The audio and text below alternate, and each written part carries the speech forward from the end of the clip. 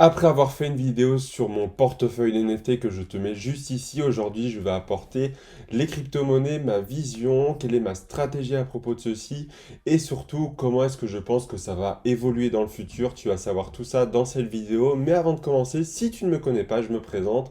Je m'appelle Maxime Montulé, je t'aide à investir étape par étape en bourse sans que tu n'aies besoin d'un master en finance. Donc n'hésite pas à t'abonner si c'est quelque chose qui te plaît. Donc, pour commencer dans cette vidéo, tu vas découvrir du coup exactement ma vision, comment je vois les choses de la crypto-monnaie sur le long terme et surtout, pour moi, quelle est la meilleure stratégie à adopter par rapport à ceci. Donc, pour moi, ma vision autour des cryptos, elle est assez simple. Pour moi, déjà, on n'a pas trop le choix. Soit on investit dans un but spéculatif, soit on investit dans un but d'usage. Mais faire les deux, ce n'est pas possible. Je vais t'expliquer très rapidement pourquoi. Car si tu veux à la fois faire du gain avec beaucoup de volatilité, mais en même temps que la crypto devienne un usage mainstream, par exemple, pour payer ton pain avec, eh bien, ça ne peut pas aller ensemble selon moi.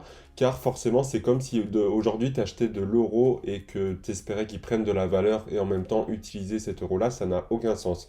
Pour moi, tu as des cryptos qui peuvent très bien être pour un usage mainstream, par exemple l'US dollar coin, etc. Des choses comme ça peut être très bien d'investir dessus pour, par exemple, mettre une partie de ton épargne, etc. Mais si tu investis dans le Bitcoin, selon moi, et en tout cas c'est ma vision, j'investis dessus à usage spéculatif, comme j'investirais sur l'or, etc. Demain, tu vas pas aller avec un lingot d'or quelque part payer ton pain. Non, aujourd'hui, le but vraiment pour moi du Bitcoin par exemple, ça va être spéculatif ou d'autres crypto-monnaies. Peut-être un peu l'Ether va être plus dans l'usage, mais pas forcément dans l'usage que tu entends dans le fait d'acheter ton pain, etc. à l'extérieur. Ça va être plus dans l'usage du système derrière. Enfin bref, je t'invite à te renseigner, mais comme par exemple l'usage de la blockchain derrière Ether, etc. C'est quelque chose de très intéressant et donc il n'y a pas forcément que les usages monétaires mais aussi les usages techniques, etc., sont à prendre en compte, évidemment. Ensuite, pour moi, ma vision, c'est aussi également quelque chose qu'on n'a jamais vu auparavant en termes de volatilité. Je ne prends pas en compte les NFT, et encore, je pense que les cryptos sont encore plus volatiles que les NFT actuellement, mais sur un marché boursier, par exemple, on n'a jamais vu ça actuellement, des crypto-monnaies qui prennent des plus 1000%, des choses comme ça, hein. Par exemple, le Bitcoin qui reste la crypto-monnaie numéro un sur le secteur depuis des dizaines d'années en termes de performance, mais surtout en termes de poids que comporte le Bitcoin dans toute la blockchain, dans toutes les crypto-monnaies, c'est du jamais vu. Mais surtout, ça comporte déjà encore beaucoup plus de risques que la bourse, il faut vraiment se former. En bourse, il faut déjà bien se former. D'ailleurs, si c'est un sujet qui t'intéresse, je te partage mes méthodes dans les emails exclusifs. C'est totalement gratuit, tu as le premier lien en description pour t'y inscrire. Et surtout, en fait, en crypto, c'est très très facile de perdre de l'argent si on ne sait pas faire, si on veut jouer à l'apprenti trader. Donc, selon moi, il y a des stratégies à mettre en place qui marchent afin de maximiser tes chances de gagner et surtout réduire les risques. Car comme tu sais, que ce soit en bourse, en immobilier, en NFT, en crypto, le risque zéro n'existera jamais. Et c'est pourquoi tu devras bien te former, notamment sur les domaines. Mais outre se former, je pense qu'il est encore plus important qu'en bourse, c'est de comprendre le projet derrière la crypto-monnaie. Par exemple, comprendre le projet derrière Solana, derrière Ripple, derrière Ether, derrière Bitcoin, etc. C'est des choses encore plus importantes selon moi que se former, même si se former est primordial, hein. Pour moi, c'est la base, évidemment, je le rappelle pas assez. Mais pour moi, apprécier de former, c'est s'intéresser au projet de la crypto-monnaie. Et si tu ne le comprends pas, ça ne sert à rien d'investir dessus parce que c'est la mode, parce que c'est la crypto-monnaie en vogue.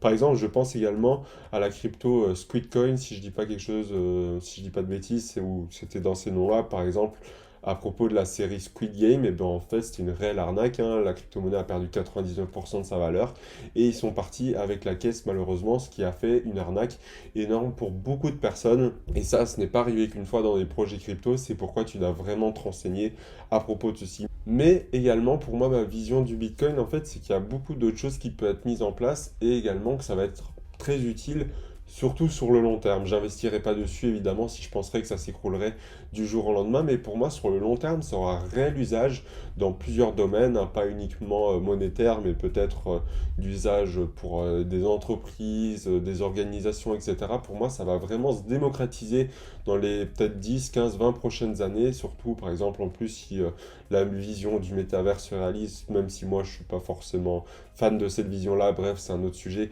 mais on voit que les crypto-monnaies pourraient jouer un très grand rôle dans le futur. Et surtout, ça serait un moyen de devenir, comme on appelle, bankless, Donc ne plus utiliser les banques, même si c'est pas quelque chose que je te recommande forcément, mais je vois que c'est un mouvement qui commence à monter. Par exemple, tu peux mettre une partie de ton épargne sur des stablecoins. Tu n'auras aucun intérêt pour compenser l'inflation, mais au moins ça te permettra de mettre de l'épargne autre part que dans ta banque et qui ne soit pas volatile. Parce que si tu mets de l'épargne en bourse, ça sera sujet à des variations. Sur des crypto-monnaies qui ne sont pas des stablecoins, ça sera dû à des variations. Alors que là, des stablecoins, je pense qu'il n'y a pas beaucoup de solutions qui existent pour mettre ton argent autre part qu'en banque sans qu'il fasse de réelles fluctuations et surtout qui est à peu près sécurisé, je pense.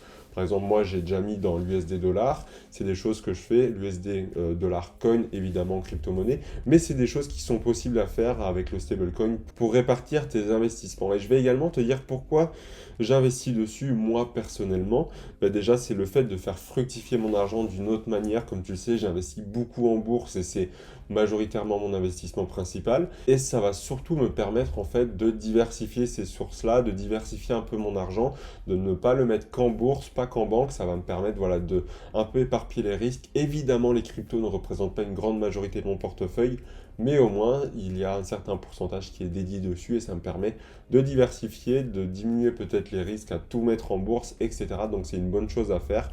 Si tu souhaites avoir un peu plus de diversification, évidemment, il faut prendre en compte ta stratégie actuelle et surtout savoir quel pourcentage tu es prêt à dédier et à perdre par rapport aux cryptos car c'est forcément plus volatile.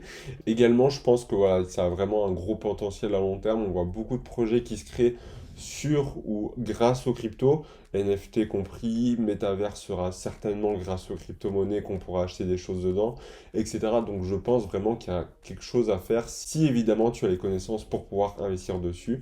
Et enfin, est-ce que toi tu dois investir dessus? Mais déjà de une, est-ce que ça colle avec ta stratégie globale? Est-ce que pour toi, investir dans les cryptos, c'est quelque chose de faisable que tu te sens prêt à faire?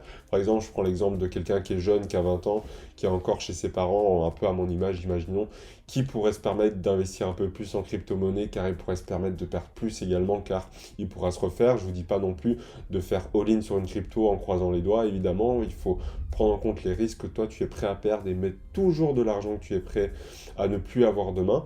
Et enfin, est-ce que c'est une stratégie qui correspond à ta stratégie globale? Est-ce que tu ne vas pas trop t'éparpiller ou est-ce que tu as déjà un investissement prévu en bourse ou autre part, en immobilier, etc., qui te coûterait un petit peu plus? Imaginons, pour vous donner un exemple, vous avez 300 euros, vous les mettez tous dans le même verre parce que vous voulez investir en bourse, et bien là, si vous avez 300 euros, vous allez devoir répartir l'eau dans plusieurs verres et donc ça pourra peut-être diminuer votre impact, surtout si vous avez en fait une petite épargne dédiée à l'investissement. Donc, je vous conseille d'investir en crypto si déjà vous croyez au projet, si vous pensez que ça va bien se développer sur le futur, surtout également si vous avez les connaissances pour, hein, je ne cesserai de le répéter.